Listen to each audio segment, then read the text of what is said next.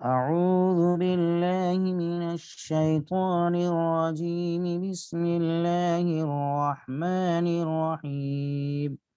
وما تلك بيمينك يا موسى؟ قال هي عصاي أتوكأ عليها وأهش بها على غنمي ولي فيها مآرب أخرى. قال ألقها يا موسى. فألقاها فإذا هي حية تسعى. قال خذها ولا تخف سنعيدها سيرتها الأولى واضمم يدك إلى جناحك تخرج بيضاء من غير سوء آية أخرى لنريك من آياتنا الكبرى. اذهب إلى فرعون إنه طغى. صدق الله العظيم. رب اشرح لي صدري ويسر لي أمري واحلل عقدة من لساني يفقه قولي. رب زدني علما رب زدني علما رب زدني علما. اللهم وفقنا لما تحب وترضى عدد ما تحب وترضى. وصلى الله تعالى على خير خلقه سيدنا محمد وآله وأصحابه أجمعين. محترم سامعین اور قابل احترام بزرگوں اور عزیز ساتھیوں، اس وقت آپ حضرات کی خدمت میں سورہ طٰہٰ کی چند آیتیں پڑھی گئی ہیں، آیت نمبر 17 سے 24 تک۔ بات چل رہی تھی حضرت موسیٰ علی نبینا علیہ الصلاۃ والسلام کی۔ گزشتہ سبق میں اور درس میں مختصر تفصیل آئی تھی کہ حضرت موسیٰ علیہ الصلاۃ والسلام جب مدین سے واپس ہوئے تو پھر راستے میں کس طریقے سے وہ آگ لینے کے لیے گئے اور انہیں پیغمبری دے دی گئی، نبوت دے دی گئی۔ آج کی جو آیات ہیں، ان آیات کا تعلق بھی اسی سلسلہ کلام سے ہے اور اسی واقعے سے ہے۔ اللہ فرماتے ہیں وَمَا تِلْكَ بِيَمِينِكَ يَا مُوسَى، اور اے موسیٰ تمہارے دائیں ہاتھ میں کیا ہے؟ وَمَا تِلْكَ بِيَمِينِكَ يَا مُوسَى، اے موسیٰ تمہارے دائیں ہاتھ میں کیا ہے؟ قال هي عصاي، موسیٰ علیہ الصلوۃ والسلام نے جواب دیتے ہوئے فرمایا کہ اے بار الہا یہ میری لاٹھی ہے، اتوکأ علیہا واہش بها علی غنمی ولی فیہا مآرب اخرى، میں اس کا سہارا لیتا ہوں، اس کے ذریعے اپنی بکریوں پر پتے جھاڑتا ہوں اور اس میں میرے لیے دوسرے بہت سارے فائدے ہیں۔ جب اللہ رب العالمین سے ہم کلامی کا شرف حاصل ہوا کوہ طور پر، اور اللہ نے اپنا تعارف کرایا کہ موسیٰ اننی انا اللہ، کہ میں تمہارا رب ہوں، الا انا فاعبدنی، اے موسیٰ میری عبادت کرو۔ تو اب یہ جب گفتگو ہو رہی ہے ذات باری تعالی کی طرف سے حضرت موسیٰ علیہ الصلوۃ والسلام سے، تو اسی وقت اللہ تبارک و تعالی نے حضرت موسیٰ علیہ الصلوۃ والسلام سے ایک سوال یہ بھی کیا کہ موسیٰ تمہارے ہاتھ میں یہ کیا ہے بتاؤ۔ جبکہ آپ جانتے ہیں کہ اللہ رب العالمین کو ہر چیز کا علم ہے اور ہر چیز پر آپ قادر ہیں، پھر بھی آپ سے سوال کیا۔ وجہ اس کی یہ ہے کہ موسیٰ علیہ السلام اور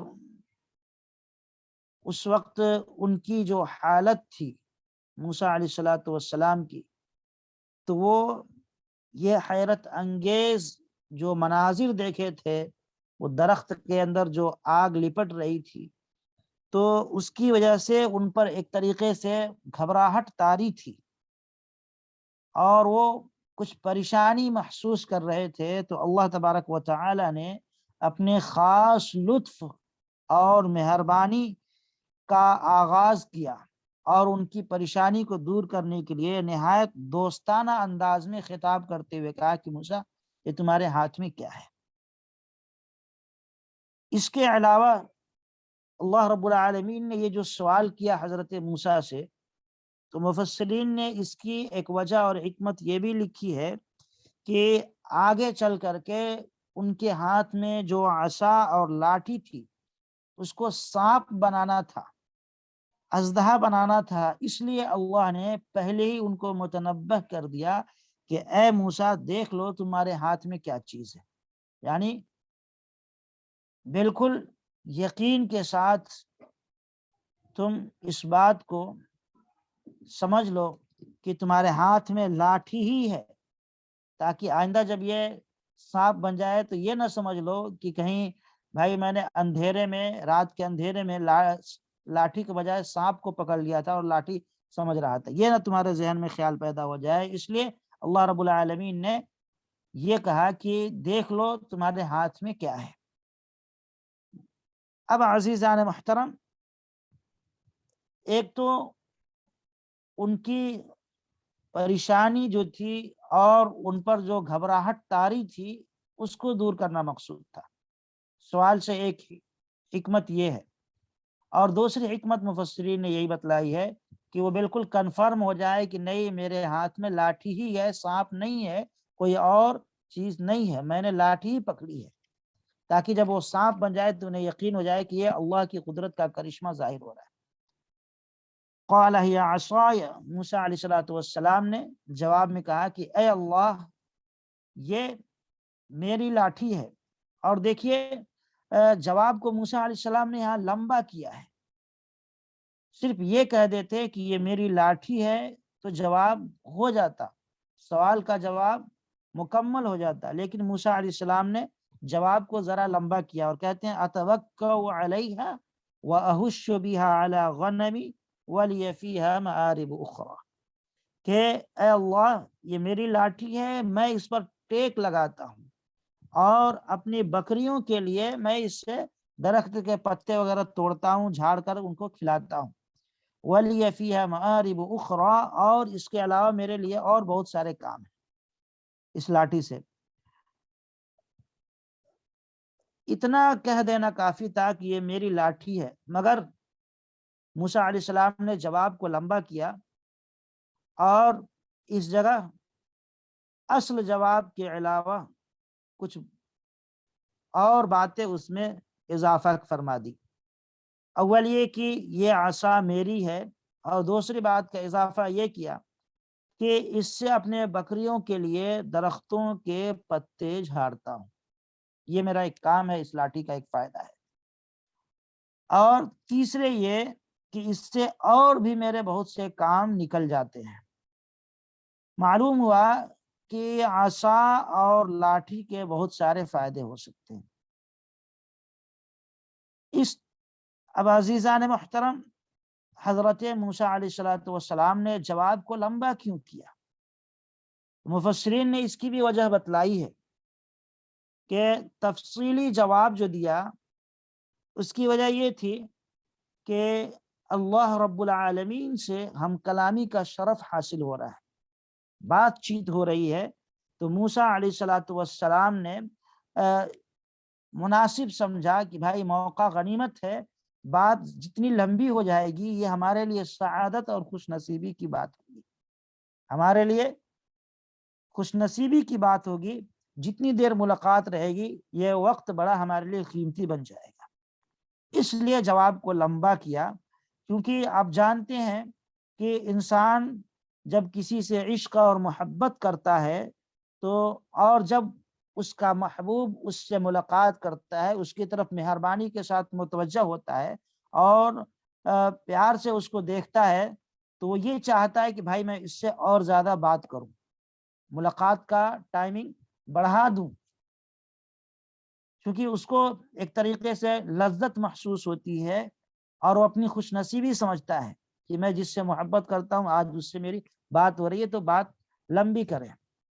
تو چونکہ حضرت موسیٰ علیہ الصلوۃ والسلام نے جب پہچانا کہ یہ میرے رب کی آواز ہے اور اپنے رب سے ملاقات کا اور گفتگو کا شرف حاصل کر رہا ہوں، تو محبت کی بنیاد پر حضرت موسیٰ نے جواب کو لمبا کر دیا، اور بہت زیادہ لمبا بھی نہیں کر دیا کہ ادب کے خلاف ہو جائے۔ ایک دو باتیں بتلانے کے بعد فوراً تمام فائدوں کو ایک لفظ میں بتلا کر کے بات ختم کر دی، کہا وَلِيَ فِيهَا مَآرِبُ أُخْرَى، کہ اے میرے اللہ اس لاٹھی سے اور بھی میں بہت سارے کام لیا کرتا ہوں۔ اب عزیزان محترم، مفسرین نے لکھا ہے کہ عصا کا رکھنا اور عصا کا استعمال کرنا یہ سنت انبیاء ہے۔ انبیاء کرام کی سنت ہے کہ وہ عصا لیے رہتے تھے اور ہر وقت وہ اپنے ساتھ رکھتے تھے۔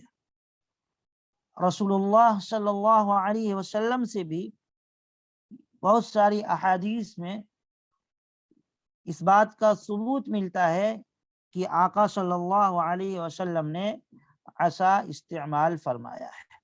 چنانچہ ابو داؤد کے اندر کتاب الادب میں ایک حدیث ہے، حدیث نمبر 5232، اس میں بھی تفصیل آئی ہے آقا صلی اللہ علیہ وسلم کے مبارک عصا کی۔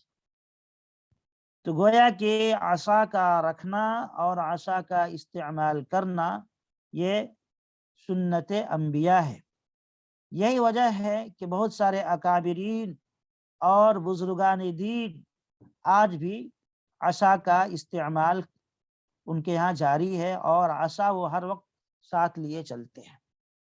یہ نہ سمجھا جائے کہ انسان جب بالکل بوڑھا ہو جائے اور چلنے پھرنے سے معذور ہو جائے تو عصا کے ذریعے چلے، یہ نہیں، بلکہ اگر انسان عصا پوری زندگی رکھنا چاہے تو یقیناً یہ ایک سنت ہے، اور آج چونکہ یہ سنت ترک ہو رہا ہے، لوگ چھوڑ رہے ہیں، اس پر عمل بہت کم ہو رہا ہے، خال خال ہزاروں کی تعداد میں کوئی ایک اللہ کا ولی ایسا ملتا ہے جو آج عصا استعمال کر رہا۔ تو گویا کہ یہ عصا والی جو سنت ہے وہ مسلمانوں سے مٹ رہی ہے۔ اگر آج اس کو زندہ کیا جائے تو یقیناً یہ بڑے سعادت اور نیک بختی کی بات ہوگی، کیونکہ اللہ کے نبی صلی اللہ علیہ وسلم کا ایک فرمان بھی ہے، من تمسک بسنتی عند فساد امتی فلہ اجر 100 شہید۔ ترمذی کے اندر یہ روایت ہے کہ جس وقت میری سنت کو مٹایا جا رہا ہو اور میری سنت سے چھیڑ چھاڑ کیا جا رہا ہو، تو اس وقت اس سنت کو اگر کوئی بندہ زندہ کرتا ہے تو اسے 100 شہیدوں کا ثواب ملے گا۔ یہ باضابطہ ترمذی کے اندر حدیث ہے۔ تو میں یہ سمجھتا ہوں کہ آج اگر کوئی اس سنت کو زندہ کرے تو یقیناً وہ بہت بڑے اجر کا مستحق بن جائے گا۔ اللہ کے نبی صلی اللہ علیہ وسلم سے تو اس کا ثبوت ہے ہی ہے، جس کا تذکرہ احادیث میں ہے۔ میں نے ایک حدیث کا حوالہ بھی دیا ابو داؤد کے اندر، دوسرے انبیاء کرام علیہم السلام کی سنت بھی ہے۔ ایک تو حضرت موسیٰ کی سنت یہاں قرآن میں موجود ہے، دیگر انبیاء کرام کے بارے میں بھی یہ تفصیل آئی ہے کہ وہ حضرات بھی عصا کو استعمال فرمایا کرتے تھے۔ تو بہرحال یہ بھی ایک عظیم سنت ہے، اس کو اختیار کرنا چاہیے۔ حضرت موسیٰ علیہ السلام نے اپنی گفتگو کو لمبا کیا عشق اور محبت کی بنیاد پر اور اپنی سعادت مندی کی بنیاد پر۔ وہ اپنی خوش نصیبی سمجھتے تھے کہ ایسی ذات سے بار بار ہم کلامی کا شرف حاصل نہیں ہوگا، لہذا موقع ملا ہے تو موقع سے فائدہ اٹھایا جائے۔ اس سے پتہ چلتا ہے کہ اگر انسان کو کسی اہم شخصیت سے ملاقات کا شرف حاصل ہو، کسی بڑے عالم سے، تو اس کو ضرور ان کی خدمت میں کچھ وقت گزارنا چاہیے اور اس کو اپنی سعادت مندی سمجھنی چاہیے اور خوش نصیبی کی بات سمجھنا چاہیے۔ قال القیها یا موسیٰ، بہرحال اللہ تبارک و تعالی نے پھر حضرت موسیٰ علیہ السلام کو حکم دیا اور کہا کہ اے موسیٰ اپنی لاٹھی کو ڈال دو، زمین پر اپنی لاٹھی پھینک دو۔ جیسی حضرت موسیٰ علیہ السلام نے اپنی لاٹھی کو، اپنے عصا کو زمین پر ڈالا، فَأَلْقَاهَا فَإِذَا هِيَ حَيَّةٌ تَسْعَىٰ، جیسی انہوں نے لاٹھی زمین پر ڈالی تو اچانک وہ دوڑتا ہوا سانپ بن گئی۔ لاٹھی ان کی سانپ کی شکل میں تیار ہو کر کے دوڑنے لگی، سانپ کی شکل اختیار کر کے وہ لاٹھی تیز تیز دوڑنے لگی۔ اب ظاہر سی بات ہے کہ ایک انسان جس کو لاٹھی سمجھ رہا ہو اور واقعتاً جو لاٹھی ہو اور زمین پر اس کو پھینک دے اور پھینکتے ہی وہ لاٹھی سانپ کی شکل اختیار کر لے اور بھاگنے لگے، رینگنے لگے، تو ظاہر سی بات ہے، یہ فطری بات ہے کہ انسان کو خوف محسوس ہوگا، انسان ڈر اور خوف محسوس کرے گا۔ موسیٰ علیہ السلام کے ساتھ بھی یہی ہوا۔ دیکھیں انبیاء کرام گرچہ نبی ہوتے ہیں، اللہ کے خاص بندے اور مقرب بندے ہوتے ہیں، لیکن فطرت سے دور نہیں ہوتے، یا کوئی بھی انسان وہ کتنا بھی بڑا ولی کامل کیوں نہ بن جائے، فطرت سے دور نہیں ہو سکتا۔ انسان کی فطرت میں اللہ نے رکھی ہے بھوک اور پیاس کو، کتنا بھی بڑا ولی کیوں نہ بن جائے، بھوک اور پیاس اس کو لگے گی، سردی اور گرمی لگے گی، موسم کا تقاضا ہے، ان سے الگ نہیں ہو۔ ہاں یہ الگ بات ہے کہ کوئی خاص موقع پہ کوئی کرشمہ ظاہر ہو یا ان سے کوئی معجزہ صادر ہو انبیاء کرام سے، تو ٹھنڈی کے موسم میں بھی ان کو ٹھنڈی نہ لگے، یہ الگ بات ہے، لیکن یہ خاص خاص موقع پہ ہوتا ہے، ہمیشہ نہیں ہوتا ہے۔ بھوک نہ لگے، ساری زندگی وہ بغیر کھائے پیے رہ جائے، یہ ان کا اگر نبی ہیں تو معجزہ ہے، یا ولی ہیں تو ان کا کرشمہ وہ ہو سکتا ہے، لیکن چونکہ یہ انسان کی فطرت میں ہے کہ اس کو بھوک لگے گی، پیاس لگے گی، تو انبیاء کرام کے ساتھ بھی یہی معاملہ، یہی حال ہے ڈر اور خوف کا۔ ڈر اور خوف یہ ایک فطری چیز ہے جو ہر انسان کے اندر اللہ نے رکھی ہے، چاہے وہ نبی ہو یا غیر نبی ہو۔ تو اسی فطرت کی بنیاد پر حضرت موسیٰ علیہ السلام کو تھوڑا خوف محسوس ہوا، تو اللہ رب العالمین نے کہا کہ قال خذها ولا تخف سنعيدها سيرتها الاولى، اللہ نے فرمایا کہ اس کو پکڑ لو اور ڈرو مت، ہم پھر اس کو پہلی حالت پر لوٹا دیں گے۔ اے موسیٰ اپنے اس لاٹھی کو جو سانپ کی شکل بن گئی ہے اس کو پکڑو، سنعيدها سيرتها الاولى، ہم پہلی حالت پر اس کو لوٹا دیں گے، یعنی جب تم پکڑو گے تو وہ تمہاری لاٹھی، وہ تو جو سانپ کی شکل ہے وہ بالکل لاٹھی بن جائے گی تمہارے ہاتھ میں آتے ہی۔ عزیزان محترم، ایک بات کی میں یہاں وضاحت کر دوں کہ اللہ تبارک و تعالی نے حضرت موسیٰ علیہ السلام کے سانپ کے تعلق سے 3 لفظ استعمال فرمائے ہیں قرآن میں۔ یہاں آپ دیکھ رہے ہیں حیتن کا لفظ اللہ نے استعمال فرمایا، حیتن، حیتن کہتے ہیں سانپ کو، دوسری جگہ ہے کأنہا جان، اور تیسری جگہ ہے ثعبان، ثعبان کا لفظ ہے۔ تو الگ الگ میں ان کی وضاحت کر دوں تاکہ بات اچھی طرح سمجھ میں آ جائے۔ دیکھیے جان کا جو لفظ ہے یہ چھوٹے اور پتلے سانپ کے لیے بولا جاتا ہے. چھوٹے اور پتلے جو سانپ ہوتے ہیں چھوٹے چھوٹے، ان کے لیے عربی میں جان کا لفظ استعمال ہوتا ہے. اور ثعبان کا لفظ ہے ثا عین با الف نون. ثعبان کا معنی ہوتا ہے اژدہا. بڑے اور موٹے سانپ کے لیے لفظ ثعبان کو استعمال کیا جاتا ہے. اور اس جگہ جو حیتن کا لفظ آیا ہے یہ عام ہے، یہ جنرل لفظ ہے. ہر سانپ کے لیے اس کو بولا جاتا ہے، چاہے وہ سانپ چھوٹا ہو یا بڑا ہو، سب کے لیے بولا جاتا ہے. تو اب آپ کے ذہن میں یہ سوال ہوگا کہ حضرت موسیٰ علیہ الصلوۃ والسلام کے تعلق سے جو واقعات قرآن میں آئے ہیں اور جہاں سانپ کا تذکرہ ہے تو کہیں حیتن کا لفظ استعمال ہوا ہے، کہیں جان کا مطلب چھوٹے چھوٹے سانپ کا لفظ استعمال ہوا ہے، اور کہیں ثعبان کا لفظ استعمال ہوا ہے کہ وہ اژدہا بن گیا. یہ کیا مطلب ہے؟ تو مفسرین نے اس کا جواب دیتے ہوئے فرمایا ہے کہ الگ الگ موقع پہ یہ سانپ جو لاٹھی تھی ان کی وہ الگ الگ اعتبار سے سانپ بن جاتی تھی. کبھی ہو سکتا ہے کسی موقع پہ انہوں نے لاٹھی کو زمین پر ڈالا تو بڑا اژدہا بن گیا، ثعبان بن گیا، اور کسی موقع پہ چھوٹا بن گیا جان، اور کسی موقع پہ کامن ہے جنرل سانپ. تو بہرحال یہ کوئی تعجب کی بات نہیں ہے.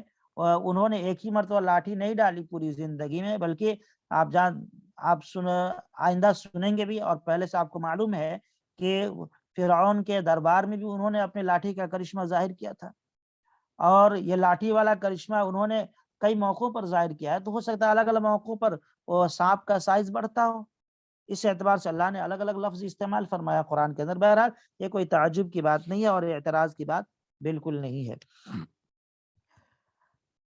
اللہ تبارک و تعالی نے فرمایا حضرت موسیٰ علیہ الصلوۃ والسلام کو، اب یہ ایک بات سمجھ لیں کہ یہ اللہ نے ان کی لاٹھی کو سانپ کیوں بنایا. وجہ اس کی ہے کہ حضرت موسیٰ کو تیار کیا جا رہا ہے ابھی سے کہ انہیں دعوت دینی ہے اور فرعون سے مقابلہ کرنا ہے.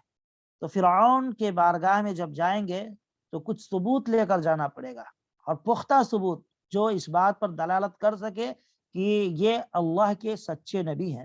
تو اس لیے یہ ایک پہلا معجزہ ان کو دیا گیا کہ یہ بطور ثبوت کے پیش کر سکیں فرعون کی بارگاہ میں. اب اللہ تبارک و تعالی نے ایک دوسرا معجزہ یہاں پہ دیا ہے جس کا تذکرہ فرماتے ہیں وَاضْمُمْ يَدَكَ إِلَى جَنَاحِكَ تَخْرُجْ بَيْضَاءَ مِنْ غَيْرِ سُوءٍ آیَةً أُخْرَى، کہ اے موسیٰ آپ اپنے ہاتھ کو بغل میں لگائیں. وَاضْمُمْ يَدَكَ إِلَى جَنَاحِكَ تَخْرُجْ بَيْضَاءَ مِنْ غَيْرِ سُوءٍ آیَةً أُخْرَى، کہ اے موسیٰ آپ اپنے ہاتھ کو بغل میں لگائیے اور آپ دیکھیں گے کہ آپ کا ہاتھ یہ بالکل روشن ہو گیا. اللہ تبارک و تعالی نے یہ دوسرا معجزہ جو حضرت موسیٰ علیہ الصلوۃ والسلام کو دیا، یہ معجزہ بھی بڑا عجیب معجزہ ہے. اور اللہ نے پہلے وضاحت کر دی کہ جب آپ اپنے ہاتھ کو بغل میں لگائیں گے تو یہ بالکل روشن ہو جائے گا سورج کی طرح. تخرج بیضاء من غیر سوء آیۃ اخری، کہ یہ بغیر کسی تکلیف اور بیماری کے یہ روشن ہوگا. ایسا نہیں ہے کہ آپ کو کوئی بیماری لگ گئی اور اس کی وجہ سے آپ کا ہاتھ روشن ہو گیا، سفید ہو گیا، نہیں. من غیر سوء، بغیر کسی بیماری اور پریشانی کے. یعنی آپ کا جو ہاتھ جب آپ بغل میں ڈال کر نکالیں گے تو ایسا روشن ہوگا جیسے سورج روشن ہوتا ہے، مگر آپ کو کوئی تکلیف نہیں ہوگی، اور آپ کو یہ جو روشنی ملے گی ہاتھ کی یہ بیماری کی وجہ سے نہیں ملے گی، بلکہ اللہ تبارک و تعالی کی طرف سے بطور معجزہ کہ آپ کو یہ انعام دیا جائے گا کہ آپ جب بھی اپنے ہاتھ کو بغل میں رکھ کر کھینچیں گے، باہر نکالیں گے تو بالکل روشن سورج کی طرح چمکدار بن جائے گا. تخرج بیضاء من غیر سوء آیۃ اخری لنریک من آیاتنا الکبری، تاکہ ہم آپ کو بڑی بڑی نشانیاں دکھا دیں. لنریک من آیاتنا الکبری، اور ہم یہ اس لیے آپ کو کر رہے ہیں کہ ہم آپ کو اس کے علاوہ بھی اور بھی بہت ساری بڑی بڑی نشانیاں دکھلانے والے ہیں۔ لہذا جب یہ نشانیاں آپ کو دی جائیں تو اے موسیٰ آپ اب اپنے آپ کو تیار کر لیں اور آپ سب سے پہلے فرعون کے پاس جائیں۔ اذهب الى فرعون انه طغى۔ آپ ان تیاریوں کے بعد اور ان ہتھیاروں سے مسلح ہو کر آپ کو فرعون کے پاس جانا ہے۔ انه طغى، کیونکہ وہ بڑا سرکش اور نافرمان بن گیا ہے۔ فرعون اللہ کی بارگاہ میں سرکشی کی، اس نے خدائی کا دعویٰ کیا اور کہا انا ربکم الاعلی، کہ میں ہی تمہارا سب سے بڑا خدا ہوں، میں ہی تمہارا رب ہوں، لہذا میری عبادت کرو۔ تو اللہ کے بندوں کو اللہ کی عبادت سے، اللہ کی غلامی سے چھڑا کر کے وہ خود اس نے اپنی غلامی میں ڈال لیا ہے۔ لہذا اے موسیٰ ان نشانیوں کے ساتھ اور ان ہتھیاروں سے لیس ہو کر آپ فرعون کے پاس جائیں اور اس کو اللہ کی طرف بلائیں، اس کو ایمان کی دعوت دیں اور سرکشی سے، نافرمانی سے، ظلم اور عدوان سے اس کو باز رکھنے کی کوشش کریں، اس کو سمجھائیں۔ الغرض حضرت موسیٰ علیہ السلام نے جب یہ دو معجزات دیکھے تو پھر وہاں سے حضرت موسیٰ علیہ السلام اپنے وطن آئے، اور وطن آنے کے بعد فرعون کے پاس جانے سے پہلے، اس کو دعوت دینے سے پہلے حضرت موسیٰ علیہ السلام نے اللہ رب العالمین کی بارگاہ میں ایک اور درخواست پیش کی، ایک الگ سے درخواست پیش کی اور یہ کہا کہ اے بار الہ، آپ میرے بھائی کو بھی میرا معاون بنا دیجیے تاکہ میں اس کے ساتھ لے کر جاؤں اور صحیح طور پر دین کا کام کر سکوں، فرعون کو دعوت دے سکوں۔ اس کی تفصیل کل کے درس میں انشاءاللہ آپ کے خدمت میں پیش کی جائے گی۔ بہرحال